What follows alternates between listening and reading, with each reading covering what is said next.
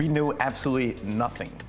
Not only about coconuts, but about beverages. I didn't really worry too much about not knowing about beverages. I felt like it was something I could do. So they gathered their savings and poured it into the budding business idea. Together, we put in roughly $75,000 to $100,000. They split up the work.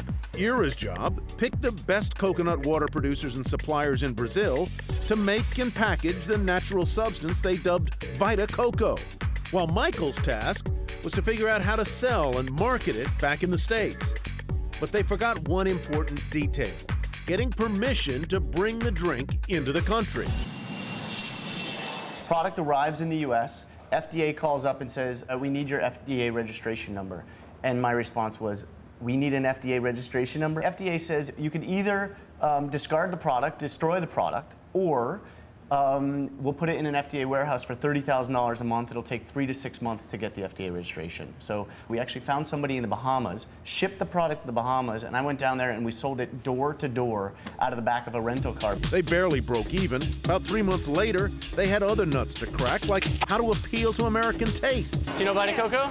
Yeah. You do now. It's a little hint of coconut, but yeah. It's light, it's not too sweet. Have you ever had it before? I have. Yeah, you drink it a lot? Michael knew how to grab people's attention locally. Oh, come on! Woo! Here we go, you got a Vita Coco. But realized he would need help growing the company. I need more, double cooler. Like a bigger cooler? Bigger cooler, yeah.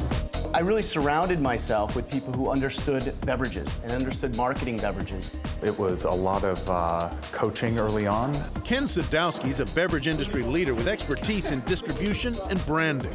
The original packaging had a word on it called rehydrant, and I said, I don't really think that's a word. Is that what happens when a dog goes back to a fire hydrant? Ken, who now sits on Vita Coco's board of directors, also played a vital role in getting the company's first big investor, Verlinvest. It's an investment company specializing in consumer goods. That was the big moment for us, because that's when we knew it was going to go from building a nice little business in New York to maybe building the next big international beverage company. But your attraction of capital didn't stop there. You've got some celebrity investors. Yeah, I was talking to somebody who knew Madonna's manager, and he said, you know, Madonna's drinking this stuff like crazy. She's talking about it everywhere she goes. How do we figure out a way to get involved? And that's how this whole thing came about. We sold a little part of the business to Madonna, Matthew McConaughey, Anthony Kiedis, and others.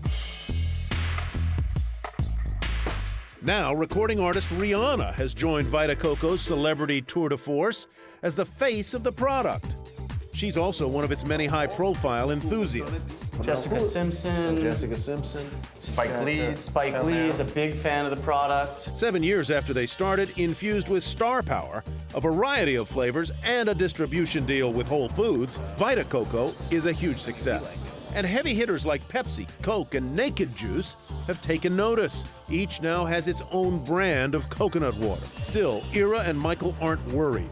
They have over 60% of U.S. market share. We went from 1 million to 2 million, 2 million to 4 million, 4 million to 8 million.